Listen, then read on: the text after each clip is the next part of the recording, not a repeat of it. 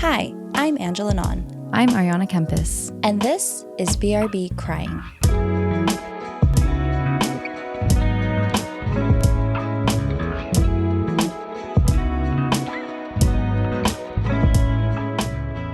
Hello, everyone. Welcome to BRB Crying. I'm Ariana, also known as Arns. And I'm Angela, also known as Nins. And hello again. Hello. Welcome to our little, not really little, huge pod where the two of us constantly have liquid coming out of our eyes and tell you what caused it. Yeah. You know? She means tears. I feel like that could be misconstrued. Infections. Yeah. Yeah. Very, very scientific description of what we're here for, which is to get into our feelings a little bit, make them less scary, make them more fun in the way that only your two best friends could. I like that. I felt like you were talking to a toddler, you know, like just explaining. So welcome. Thanks for sticking around here. Thanks for having us. If you're new here, welcome, as Nin says. If you're old here, welcome back, crybabies. We're in for another hour-long episode. We've been getting into the past 1 hour mark, and I know we were a little nervous at first. We were like, in the past we would try to get like 59 minutes and 30 seconds, but we did it, baby. But you know what? Like, who cares? Literally, it's 30 more seconds. Here's the thing. Everyone's like, honestly, I wish they were longer. Yeah, everyone. Truly. Yeah. You know? And if not, you're not our target audience. So. Like, honestly, yeah, it's fine. Yeah. You'll find something. Not as funny, but... Yeah. How are you? I'm good. This is a little different. We're recording in the evening. I know. We usually record in daytime, so the energy feels a little different, but it's exciting. I feel like this is gonna knock their socks off. Yeah. They're all probably listening to this while getting ready in the morning or driving to work. When do you usually listen to podcasts? Driving. Yeah. I mean, your commutes are like 15 minutes top, so. Yeah. Oh, on my walks. Oh, yeah. Yeah. That's nice. Lower my blood sugar post-meal. Hack. Walk after you eat. Move your body? Move your body. Wait, that's good for you? Exercise. Yeah. Sources? Not really proven. No clinical studies. Yeah. How are you? I've been like waiting to tell you something. Oh. I finally watched Queen Charlotte. Oh, you did? I did. Oh, what did you think? I thought it was really... Okay, let me just say, Corey Milcreast, why were there not more scenes of him? Every time he left, I was like, wait. Yeah. Come back. Oh, listeners, for context, Ninja's telling me this because I talked about Queen Charlotte sometime, I think it was last fall, like fall 2024. You'll find it if you just Google. Yeah, it was really nice. Yeah. A little sad. A little bit. Well, it's been like a month now since I've watched it, but that entire week I was like, do you love me? Like I kept telling Lou, like I was like, you have to say from the moment. Like I was like, you have to pause right after you say moment, like in the middle. That was really good. Ooh, you got me a little bit. Dang. The entire week. Oh, from anywhere in the house. my heart. Oh. Do you love me? Oh, okay. Did he enjoy that? Did he watch it with you? Or No. So he was just like, this is fucking bullshit. I hate this. No. Oh, okay. No, he loves everything I tell him about. Yeah, of course.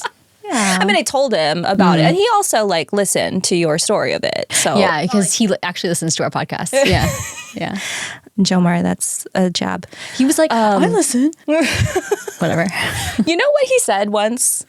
He was like, to me, he was like, well, Ariana like always tells me what she's going to talk about, so I don't really feel the need to like listen to the episode. And I was like, fuck my story, Jomar. It's only my podcast. It's a solo thing. Yeah. Wow. That's fuck me. Crazy thing to say. To me. I'm so sorry. And he just walked on by like. No, he That just, you know what? If I were you, I would take that as a compliment. Like that's how close he feels to you, that he feels like he can just be like, fuck you and walk away, you know? Like he doesn't do that to everyone. So You know what I mean? yeah, Love you too, Jomar. it's really special. Anyway, I'm glad you enjoyed. Yeah, that was fun. Fun? Not really. But Corey is doing it for me. you Yeah. know? Yeah. That's what I got. I love it. That's what I got. Okay. Oh, I will say this is airing mid-November, and shortly after this, I will be going with you Oh. to Las Vegas. Hit up the old stomping grounds from 10, 12 years ago. Well, I guess it is your stomping grounds because you did live there for a little bit. Yeah, but you know, it was like, it's the place that we went to when we were 21. Yeah. You know, well, your literal 21st birthday. Yes, because I was the last one in our group of friends to turn 21. Yeah. Because I was a grade younger than everybody. Wait, can I just tell this funny story of Sure. Nin's birthday? We were in line to see Kendrick Lamar. So baby.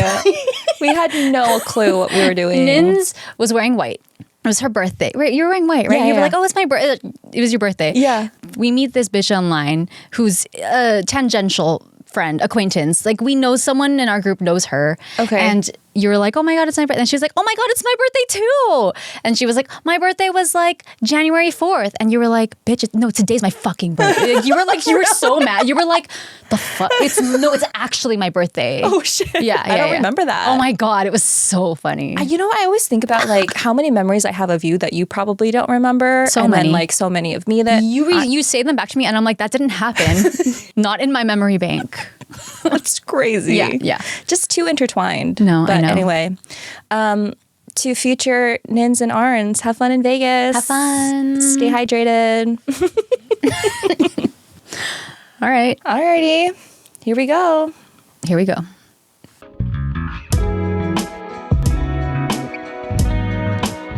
I think you're starting us off. I am starting us off today. Good thing I'm going first, I think, because Oh no, another heavy one. another. Every week after week. Have we had super heavy ones? We come Not here, you make me really. cry. Not really. Can't breathe. But yeah, this one's a little. Okay. So, I did not do this on purpose, but almost exactly a year ago from this episode drop, we released episode 20. And during this episode, I talked about a song called Me and You by Tems. And I remember the week that I wrote that story. Like, honestly, I was kind of fucked up that week. I was just like scrambling around, like super tied up with work. And I remember when I put that story together, it was like almost a rush job. Like I was like staying up late into the night, like didn't sleep that much. And I mean, don't get me wrong, I like worked really hard on that story, but I wasn't able to do what I had initially tried to do, which was talk about 2 songs from Tems. And on the episode itself, I was like, oh, like I just didn't have the capacity to talk about this other song. And I will eventually get to it in a future episode. And babe, the future is now. You know what I mean? Chills. So for today, we will be diving into another song by one of my favorite artists, Tems.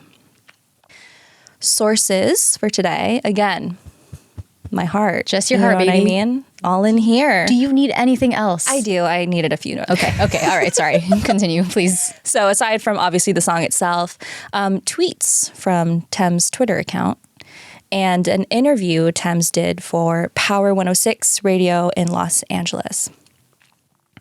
So if you're a real one, a true crybaby, you will have already listened to episode 20, where I first talked about Tems and shed some light on her background.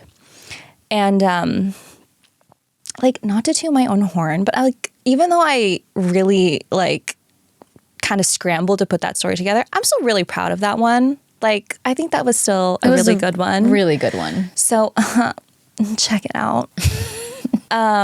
Wait, also, what do you mean not to toot my own horn? We're tooting our fucking horns here. Yeah. Toot toot. Listen to the episode. It's fucking amazing. So I think that's what you meant to say. So, but go on. Anyway, but just to recap some of the context, context, Tems is an Afrobeats and R&B singer from Nigeria and has been making music since around 2018. She was steadily gaining notoriety through YouTube, where she uploaded songs she wrote and produced herself. Kind of like how you and I like write our own stories and like produce them and upload them or something. You know what I mean? Mm-hmm. We share that in common. So then in 2020, she released her first EP called For Your Ears Only, which, can I just say, fucking gorgeous work of art. Like, what the fuck, you know? Just how? Mm-hmm. But on this EP is a song called Higher. And that's the song that we'll be talking about today. And this song is a song that I've loved for years now. If you vibe with like a soulful, almost hypnotic type of R&B / Afrobeat ballad, you're gonna fucking love this song. It's one of those songs that like I play when I'm just trying to like chill out at home, just kind of like decompress and just, you know, vibe. And you know, you're singing along to it and you're like, oh, this is really pretty. This is really calming. No fucking clue what it's about. Nope. None. Whatever. Who cares? Not me. I care a lot. So last year, I saw Tems in concert. Again, shout out Tiny, my sister who went with me. But during this concert, Tems sang an acoustic version of this song, Higher. I love a fucking acoustic version, please. Because it changes the entire experience of the song. Different song. When it's stripped like that and you're just like... And so that's exactly what it was like. It was a completely different song. And even though I had been listening to the song for years, for the first time as I'm listening to her sing it live, I was like, wait a minute. The emotions behind the song are painful. Like, she's hurting here. And so I was like, I should probably pay attention to the lyrics. And this will come up again later, but it's not surprising that I wasn't paying too closely to the lyrics because Tems, again, is from Nigeria. And she also spent a few years during her childhood in the UK. So her English is very, very accented. And so sometimes when she sings her songs, the lyrics don't necessarily come through. And again, this will come up later. But with all that said, it doesn't make the song any less of a spiritual experience or any of her music in general. So I've since looked up the words and, you know, like kind of gathered what the song was about. And again, not to keep referencing this other story that I did on Tems, but I just love her artistry so much because I just feel like the things that she sings about are so reflective and they're so big in their concepts and in their feelings. Like her song, Me and You, which she talked about was her personal relationship with God. Please. The universe. And it's like, excuse me? Fuck me up. You know what I mean? And then this one is just, you'll see. I'll hear. You'll hear. But to be honest, in retrospect, I'm actually really glad that I wasn't able to cover those two songs as I had originally intended to, because one, they both deserve their own spotlight.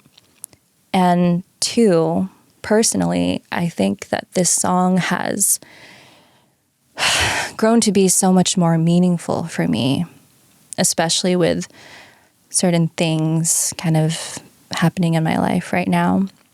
I find that I understand it so much more and I'm finding so much more solace in its message. So I'm going to play it for you now. I think considering that I've been loving the song for 5 years and I'm only now comprehending its message, I'll give you a little cheat code before I press play and just share that this song is about feeling weighed down by a difficult relationship and wanting to break free from that. And of course, we're going to listen to the acoustic version just to make the experience that much more sadistic, obviously. So if you'd like to listen before we dive into the meaning, again, this is Higher by Tems, and we'll be watching her open mic live performance of the song for Genius, which is linked in our show notes. I love a fucking open mic. Dude. Please. Right? Oh. God damn. Have you heard that song before? Mm-mm. Well, you're going to know the fuck out of it right now. Okay. Let's do this, I guess. Let's break this sucker down. Honestly, though, if you haven't heard the song yet, it's really worth it to just stop this pod for a few minutes because I don't even know how to describe her music. Mm-mm. It's just so beautiful. It's so spiritual. I've never heard anything like it. Her voice is not of this world. It's just pulling so at wise. Yeah. Like, it's just so full of wisdom. I don't know. Yeah. So please, if you haven't already, just play it. And the acoustic version will cut you like a knife, but like the one on her EP, vibe. Bop. Fucking bop. Damn. Like, it's crazy. But anyway, let's dissect the shit out of these lyrics so that you too can be scarred for life. Okay. So, verse 1. Tell me why you're crying now. Kini, big deal. In Nigeria, the word kini is a Yoruba word that means what. So what is the big deal? When you gave me something I don't really feel, but you knew that already. When I found you on the ground, you were dying. Now you come into my yard, uninvited. Can you see me on the edge? I'm enlightened. So, in this verse, Tems is yet again trying to comfort this damaged person that we can assume she has some long-standing relationship with. But she's long recognized that as much as she's trying to help and comfort this person, she's not really getting anything in return out of this relationship. This person has been broken even before she came and is demanding more from her than she wants to give. And she's at this breaking point now when she finally has this moment of clarity, when she asks herself this next question.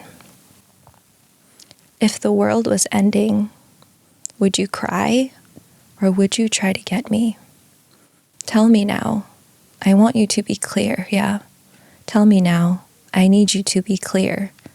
I won't wait for you. So she realizes that this person that she is trying to take care of would rather wallow in their own misery than do anything to save her in return.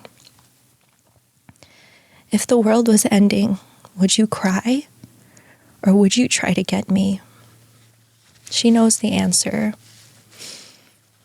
and therefore she knows she can't stay. Verse 2. Get me. Can you put the time on a rewind? Yeah. Help me understand. Can you tell me now why you made the war that we're fighting now? And you fall and you run when you see my big guns. Run around, run away. As the rebel comes out, then you call on me. When you call me, I come, but there you go again. So in this verse, Tems is reflecting back on everything, wanting so desperately to understand why Why do you keep pushing me away? Why do you keep hurting me? Why do you always want to fight? We're stuck in this toxic cycle because just when I want to forgive you and fix this, there you go again. Next verse. With your deaf ears, open your mind to the sound of the trumpet. What do you want from a life of the hopeless? Now you're here and you're begging and crying. I want to fly. I'm flying till morning, running away to the land of discovery, running away from the suffering. I'm gone. Running away from the darkness. I'm out here. Here there's so much anger and frustration and almost this bewilderment. Like, oh my God, can't you see how much music is out there if you could just open your heart to it? But instead, you want to just stay in this state of sadness and wallow. And I can't stay here with you. So here, she finally leaves and runs away from all this suffering. And the last verse of the song, higher than all the limits, going away beyond the noise and your feelings.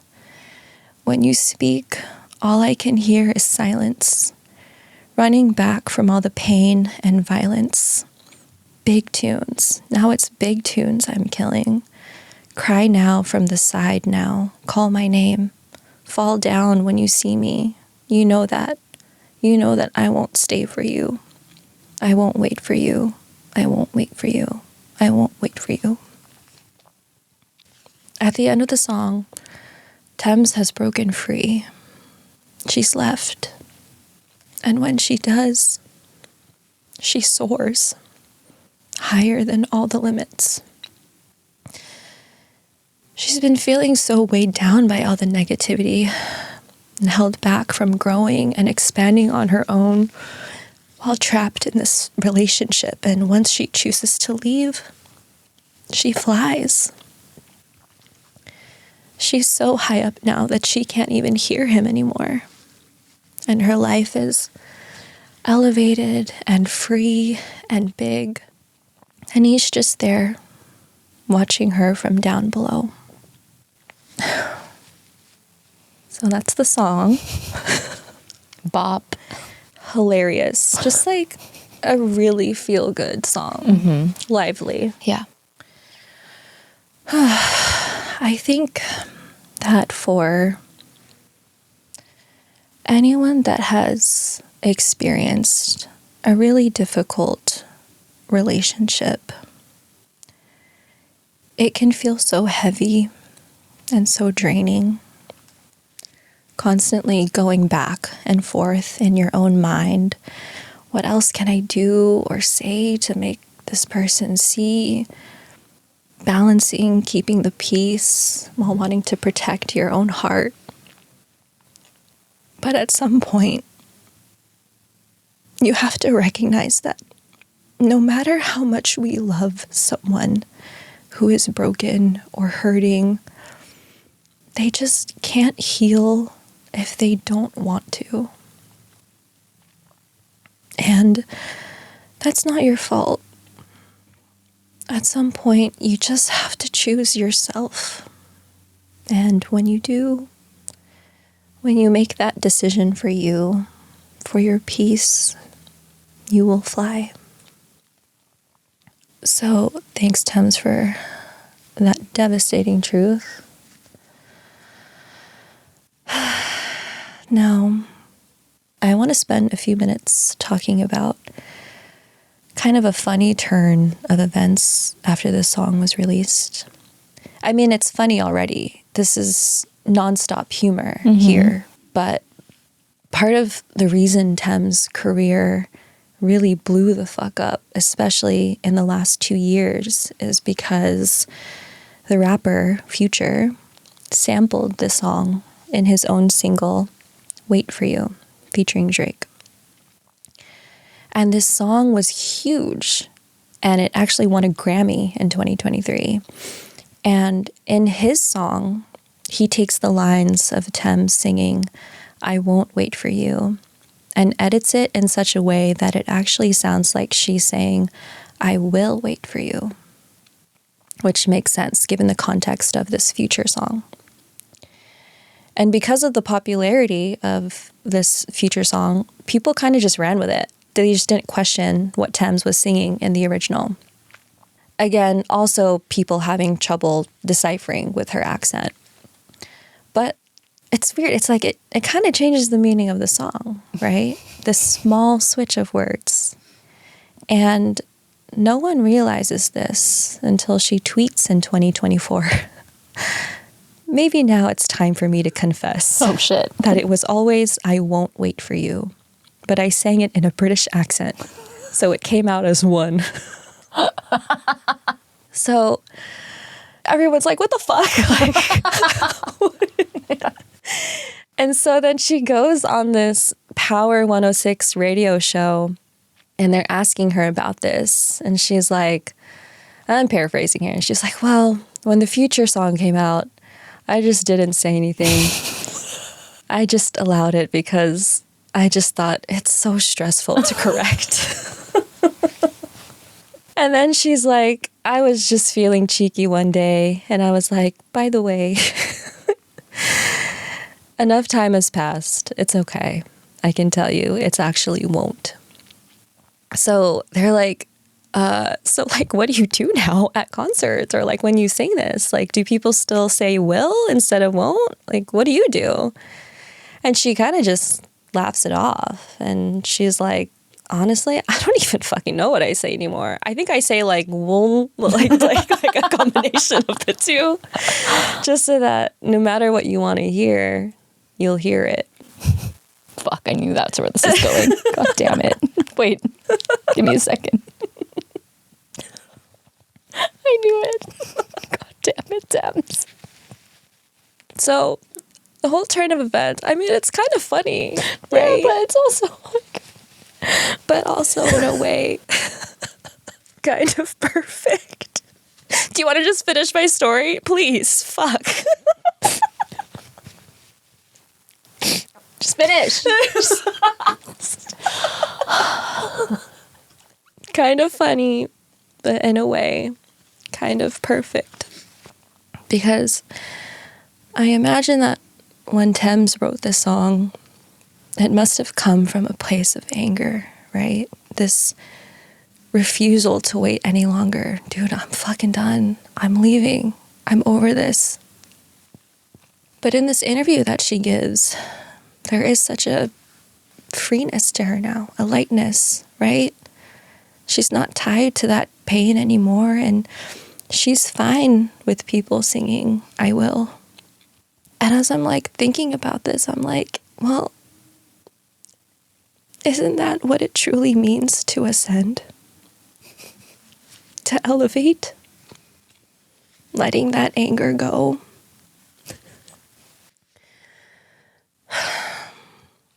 I think if you relate to this song at all and find yourself reaching that higher plane, you too will get to that point where you realize that the anger has finally vanished.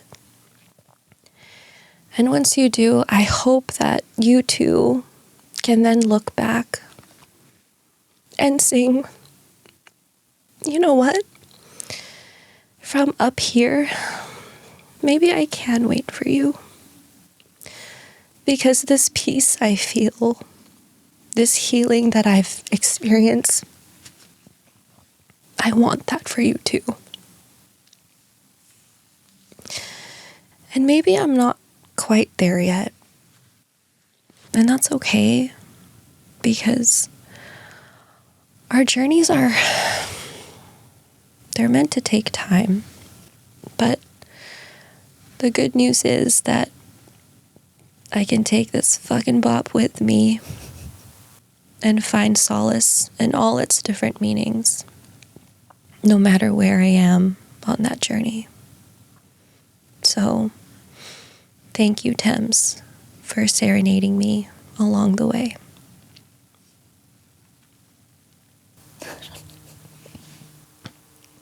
Sorry, let me just... You really got me with the... Tems said it could be... it could be either meaning. Oh, God. Yeah. Do you know how fucking bad it was when I was writing this down?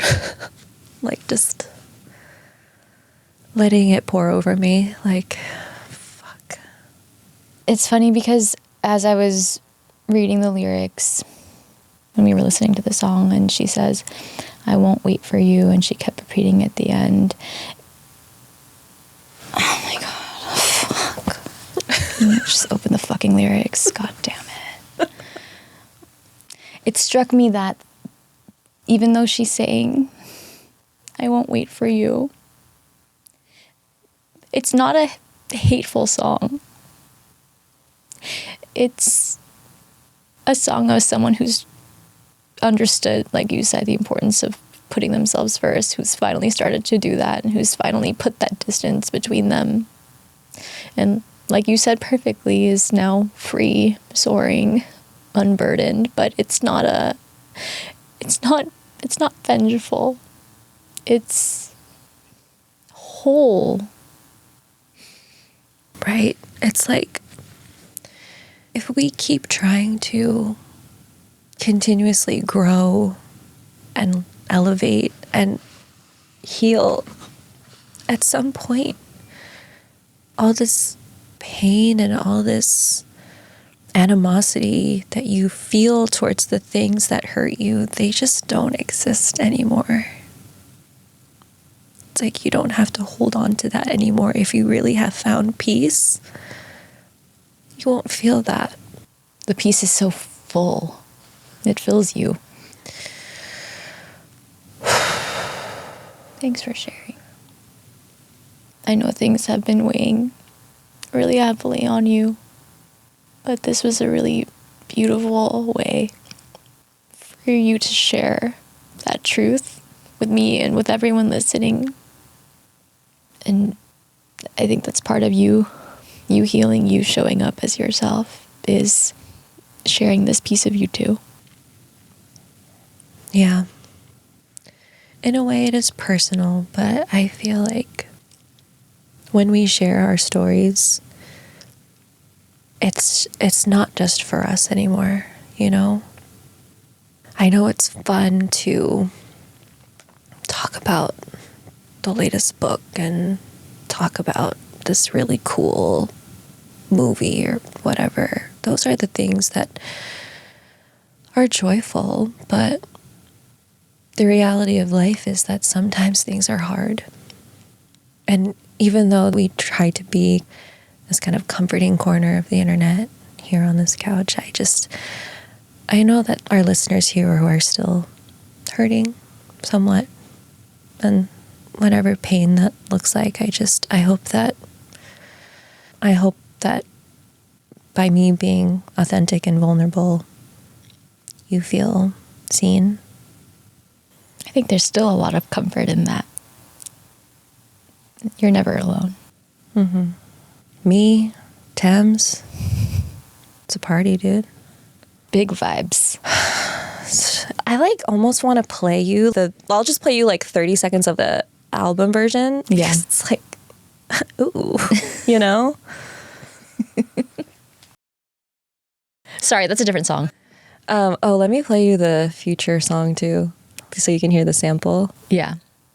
It does sound like I Will Wait for Right? You. No question when you hear it there. But we hear what we want to hear. We hear what we're ready to hear. Yeah. You know what I mean? Sick, dude. That was really fun. That was probably the funniest story that I've ever done. I've never laughed so hard. Right? Yeah. Peed my pants laughing so hard here. Yeah. Liquid coming out all over. No, yeah. Sweat, tears, pee. Yeah. Anyway. All right. My God, I'm just so... I'm so grateful that I have this couch, you know, like if I wasn't forced to come up with some shit to say, you know, like, and just think about things, I feel like that would have just stayed very tightly wrapped up in me. And so I guess I just want to end it with a thank you for just allowing me to fucking lay it all out and like just express my gratitude that I found my way to this. And I just, like you said, like I have a way to heal. Like it's such a wonderful outlet. I'm grateful to help create this space for you to feel that. Listening to that, I'm still not done because it's so long, the Jay Shetty and Emma Watson podcast episode. Yeah. But the part where she says every time she's worried about sharing something, she's stopped and reminded herself, wait, but what about all those times someone has chosen me to share that space with, and how grateful I've been to be on the receiving end of that friendship. So I feel just as grateful. She's not just talking to me, you guys. She's talking to you Oh, too. yeah, wait, who else? There's other people here? Yeah. Okay. All right. Okay, enough for now.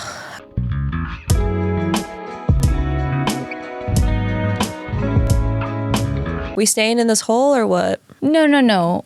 Okay. No. We're not staying in this hole. That's good. All right. I guess I could do this. I guess I'll read this little essay that I wrote. I mean, that's what we do every other week. It's funny because there is a version of me, much, much younger me, who would have been, I was going to say horrified, but maybe more in awe that I willingly choose to write papers and then read them out loud. Like, what? I literally can't believe that I do that either. I'm like, I'm 32. What the fuck am I doing like late at like 10:30 on a document? Like, hello, move on. Oh my God. No, this is the stuff I should have been writing back then. Yeah. You know? Yeah. All right. Okay. All right. Okay. Refocus, different story. Okay. All right. I've actually been sitting on this story for a while too. Sick. A few days ago, you and I were talking about how it's so interesting how we write our stories so differently because you like to absorb whatever it was. Oh, yes. And then take time apart from it, come back to it, and then write about it after you've processed your feelings. Yeah. Whereas I like to cry and then pull up Notion and do like a talk to text thing in the middle of the snotty tears. It's the only way I can write a story, basically. Interesting. Yeah. And then I write the context. Like I fill in the gaps after, but yeah. I mean, sorry to disrupt, but I feel like it's not necessarily like, oh, I need to write a story. It's more of like just how we both process high emotions. I've noticed this too. Like if I am feeling really, really sad or really, really angry or whatever, I will not be productive. Like I just have to sit in it. And oftentimes like Lula asked me like, do you want to talk about it? And I was like, I can't yet. Like I actually can't because I don't even know like what I'm feeling. And so I have to like wait till I get back to a neutral zone so that I can even analyze like, why was I like that? Yeah. But it's just interesting to know because I know that's exactly what we were talking about. Yeah. Like how we process things so differently. For anyone who's into human design, we're both projectors, but NINS is an emotional authority. So I have no idea what that means. It means exactly what you just said. That's it. That's all it means. It's like, it's literally in your fucking chart. But no, I feel like I like to write my stories in the thick of it because that's when I feel like the words are closest to my heart. It's like I don't even think, it just comes out of me. Yeah. I can't think about it. If I think too hard about it, then the message changes. So What about you guys? Drop us a comment. let's pause. Let them talk for a minute. Yeah, I feel Steve that. from Blue's Clues. Yeah, that's exactly what I would. Yeah. Well, we're all different. Love you, Steve. Okay. Also a great episode that we did recently. This whole episode is us shouting out our prior episodes. Yeah. Toot toot. Okay, I'm gonna start now. I'm gonna start. Sorry, I didn't lighten the mood. I just need to. Okay. So today I'm gonna talk about my trip to Europe. Ooh. She's a traveler. She's a traveler. She's jet life. This happened a few months ago. So when I say I've been sitting on it, like I wrote it when I was in Europe, technically, or the meat of it. Okay. But this was a big trip for us. Last time I was in Europe, newly pregnant, first trimester, not really pregnant, felt really pregnant, huffing and puffing up those staircases in Portugal. Napping every afternoon. But this time was different because the baby was outside of me and she was like a jet lagged toddler. I know I told you this already, Nins, but I'll share with the crybabies. Sana did not really sleep those first 4 nights. And that was really hard. Nor did she sleep the first 4 months of her life, No, too. yeah. So. Okay, anyway, let me start this story. Okay, so we started our trip. If I start my story, I'm going to go through my whole itinerary. So we started our trip in Copenhagen. Very child-friendly city, if you have a toddler. But in general, I think Europe is just, they like children more. They're more conducive to that environment. So parks everywhere, cardamom buns, cinnamon rolls. Anyways, then we went to Italy. I really skipped through there. Sorry. To the Danish listening, I love your country, but that's not what we're talking about today. I'm so sorry. Okay. So then afterwards, found ourselves in Italy. And by found ourselves, I mean I meticulously planned our route. Oh. Bought all the fucking tickets. But anyway, in Italy, we went to this charming little town called Lucca. Also amazing for children. It's nicknamed the Walled City because it has these huge medieval walls that go around the perimeter. Geography. Perimeter? Mm-hmm. Yeah. She's an engineer. And there's... No, I'm not. I failed 1 class. More of an engineer than I... Can I just say, what the fuck? Like, anything past geometry. Algebra 2, trig, calculus... Why? To exercise your brain. No bearing at all on anything in here. Did not contribute to my development. In fact, probably killed some of my brain cells. Right. The sine, co, tan. Sure. Do we need it? What has it really done? Acute and obtuse. That's all I need to know. Okay, let's get back. You brought us there. I know, but it's one of my biggest gripes with the education system. Okay. Perimeter. I used the word perimeter. I don't know why I didn't just read it.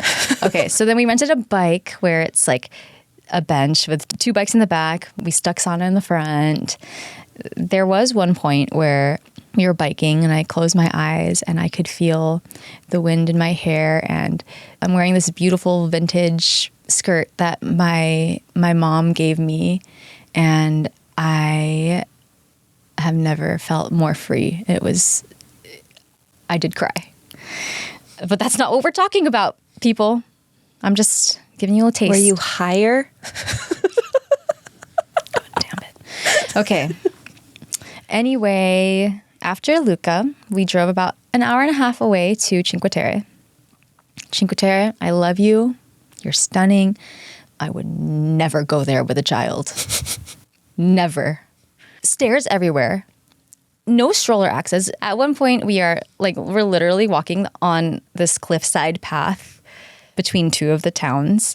It's so high up, and for that whole mile, I'm like clinging to the fucking rocks, like walking like this, kind of shuffling along.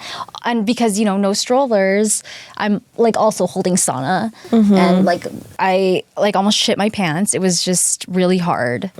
More liquid. More solid? Depends on how much fiber you ate that day. Yeah. With the pasta, yeah. But anyway, okay. But danger aside, stunning views. Again, I cried. But that's not, again, what we're talking about today. Okay, so after Cinque Terre, we flew to London, where we eventually ended our trip. I did cry in London, too. There was one moment where I was just, like, looking up at the trees and seeing the sunlight filter through. Cried. Okay. Anyway, now that I've shared my context, which is my itinerary, I'm going to actually talk about the thing that made me big cry. And that was our 6-hour flight delay. So this started out like any normal travel day. We wake up at an ungodly hour to pack. We get a cab to bring us to the Pisa airport. We get through security. We're totally on time for our noon flight. At this point, Sana is completely over the pizza and the pasta and the focaccia. Girlie wants the vegetable. So we're trying to get to London, immerse ourselves in that culinary diversity. Anyway, so we board the plane, we find our seats, we strap in, the plane starts taxiing. It's taking kind of a long time, but it's normal. Happens. Were you reading a book? No, I have a child. Oh, okay. I wish.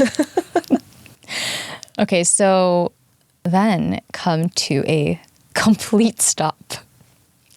And the dreaded voice of our British Airways pilot comes over the intercom. Ladies and gentlemen. Oh, wow. It sounds I very regret to inform you. Basically, okay, I'm not going to do the whole, that's too much. Basically, like, one of the doors has accidentally opened, somehow, like, nicked the engine. Looks fine, but we're not going to... Sure, yeah. We're not going to take chances here. Yeah, usually the door is right in line of sight of an engine. Yes. I think. Yeah. We now need to get an engineer who is contracted with the airline to make sure the engine is in tip-top shape. But the closest contracted engineer is in Florence, which is 1 hour away. So we anticipate this delay to take at minimum 3 hours. So we're going to ask you to deplane, and as an apology, we're going to give you an $8 food voucher. Aww. So sweet. Britain. I know. Okay, so we're all... This is for the revolution.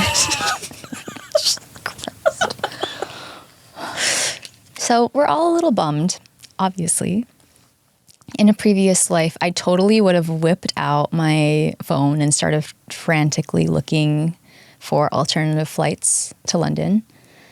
And I do feel the slightest urge to do that in this moment. But then I remember, after almost 5 years in therapy and a shit ton of inner child work, shadow work, all of that, I am not my anxiety. This part of me, this type A, Virgo, survivalist, Arns, completely shot nervous system, she is actually a tool that I can harness at will when I need her. And I don't need her, so before I can even start, I just stop. Because in this moment, for some reason, I just know that everything's going to be fine. Because it always is. But alas, we shuffle down the alarmingly steep steps. They are very steep. You know, like getting into the plane. All the private jets I have flown, I'm like, yeah. You don't think that when you see all the pictures that I post on my feed. Yeah. Anyway, we collect our $8 snack vouchers. And then we wait. And we wait. And we wait. And at this point, Sana is so overdue for a nap. Dangerous territory. Jomi is walking around the terminal trying to get her to fall asleep in his arms. And she's not having it, so we have to switch. And so I'm like hauling around this 30-pound child like she's an infant, trying to get her to fall asleep. She finally falls asleep. And we find some empty chairs in the far corner of the gate, and then we settle into our seats. I'm holding Sana in kind of an awkward position, so I can't really reach into my pockets. I can't grab my AirPods, watch anything. So all I can really do is observe everyone around me. And when I really start to look, I am floored by what I see. A couple reading each other pages from their freshly purchased books. You can tell because they're both at the beginning of their books. A mom and a dad taking turns chasing their toddler up and down the gate over and over again. The mom will sit down, the dad will chase her, then they'll switch places. A husband in the middle of pulling off his sweatshirt, his wife pausing him right as his arms are still overhead to plant a kiss on his mouth. Two middle-aged sisters who look so much alike, you know they were mistaken as twins their whole lives. The only giveaway is one of them has a few more wrinkles, kind of grayer hair. Even the way they stand is so similar. That same couple reading their novels watch over each other's bags as they take turns slowly shuffling to the bathroom. A dad doing some outlandish dance in the middle of the aisle to make his two boys laugh. A brother and a sister leaning over their mom, who sits right between them. They're passing a can of Pringles back and forth. $8 voucher. Everywhere, arms linked, fingers intertwined, heads resting on shoulders. And when I look down, Sana napping in my arms, her drool staining my shirt, Jomi carefully feeding me bites of my $8 chocolate muffin, I remember that these are the quiet moments we live for. We're always going to be wowed by breathtaking views in seaside towns, but the moments we remember most are the ones in limbo. Were we frustrated by the delay, angry, huffing and puffing about the inconvenience of it all? Or did we see this liminal moment for what it could be? A gift from the universe. Slow down, it whispered to me. See how life moves around you. You have nowhere to be but here. Nothing to do but exist. There is beauty in these moments. Now is your chance to watch it unfold. When the flight attendant finally announces 6 hours later that our plane is fixed, we all whoop for joy. We're cheering, we're beaming at each other, everyone's scrambling to line up again. And we don't even realize it, but we've, in these past 6 hours, connected with each other in a way that only people who have been stuck in a terminal for 6 hours can. The glances are kinder, gentler. As we settle back into our seats, there's lots of long time no see. Everywhere, strangers who have become neighbors. The relief, the lightness, the laughter, the gratitude is palpable. The first time we boarded that plane, we were all on autopilot, going through the motions. But the second time, there's a buzz in the air. Now we're awake. Now we're living. Not all delays are like this. Sometimes life really fucking sucks. Plans go awry, you're tired, you're angry, you miss your connecting flight. And when those feelings come up, by all means, feel them. If you can, safely do so. Release them. But if we can train our minds like we do any muscle to look for good instead of always expecting bad, that's the difference between 6 hours spent in misery and 6 hours spent in awe. This isn't toxic positivity. This isn't suppressing negative feelings, pretending we're fine. This isn't letting life happen to us and giving up agency. What this is a redirecting, a reclaiming. I choose to believe that everything unfolds beautifully for me. I choose to find magic in the mundane. I choose to believe that an hours-long flight delay is the universe urging me to witness love everywhere I look. Maybe you're out there listening and you think I'm a fool. That's not how the world works. I know how you feel because I spent most of my life feeling that way. But maybe it isn't so foolish to hope and to look for good even in the darkest of corners. Maybe it isn't so foolish to connect with strangers over your shared fate and to relax into the knowing that everything works out exactly as it's meant to. Maybe it's actually really, really brave. I'm reading a sentence from my story, which is that when you make that decision for your peace, you will fly. Which is what you did right after. No, when you were reading it, I was like, I didn't think it was possible. I didn't think it was possible, but yeah, it was maybe one of my favorite parts of the whole trip. I think I felt, as you were reading your story, even though totally not the same context, I felt a lot of those same feelings in that moment because it would have been really easy to be angry, but finding that peace, I felt so lucky in that terminal. Yeah. And I know not everyone felt that way, but it flooded me. And I think when you were saying in your story that, you find your peace and you can kind of look back and maybe even extend a hand out, like maybe you will wait. I feel like in both our stories, there's this truth under it, which is that we have that choice, right? Yeah. Do you want to choose sadness and anger, or will you choose peace and joy? Yeah. And I totally get that it's so much easier said than done. I'm still learning to choose peace myself. So if you too are struggling with that, hopefully these two stories kind of put things in perspective for you the way that it made us think a little bit differently too. Yeah.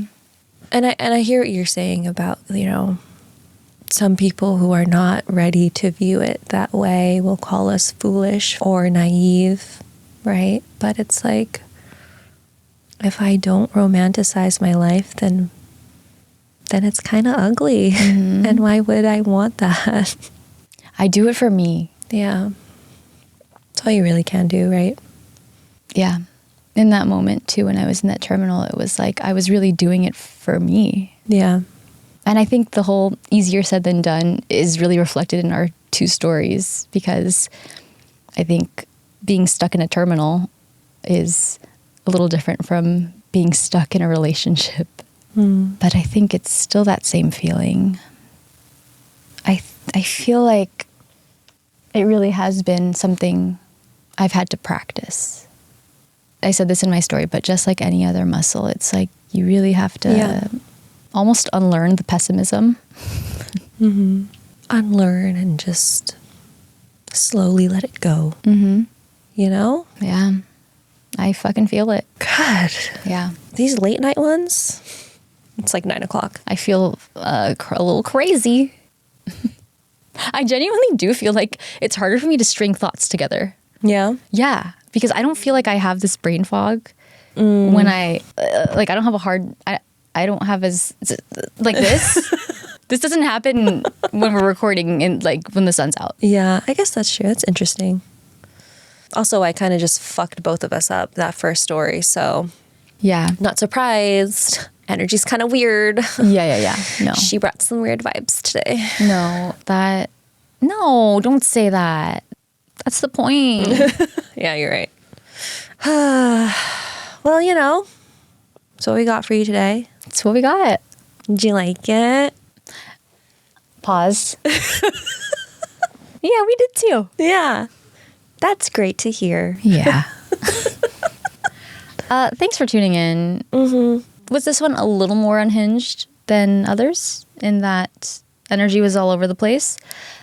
No, because honestly, the energy between each episode is so volatile. I know we've talked about this in the past. It really is. Like the Halloween energy, I think we were also like, what the fuck is happening? Oh, yeah, that's right. Yeah. I blame the costume. Yeah, the costumes are a little...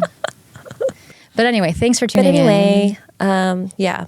Thanks for lending us your ear for an hour. And loving all these different versions of us. Oh, yes, yes, yes, yes. Appreciate it. If you loved this... No, actually, even if you just liked it, go ahead. Leave us a 5-star review. Apple, Spotify. You can leave us a comment on Spotify. Find us on all our socials at beerbecrying.podcast. Totally forgot to mention this at the beginning. We got some merch. Ooh. So find us on Instagram where we announce all that stuff.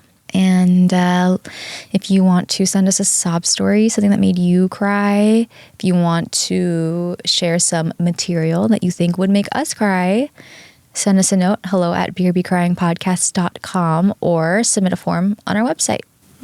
And tell a friend about us. All right. That's it. I hope that today's episode or any of the episodes, I hope that you find something useful in there, something funny, something you relate to. If you can find even just one thing, then we have done our job. Yeah. I just saluted. I forgot. It's a podcast, so. Thanks, crybabies. Thanks, crybabies. Love ya. Love ya. Talk to you later. TTYL. But until then, BRB. Crying.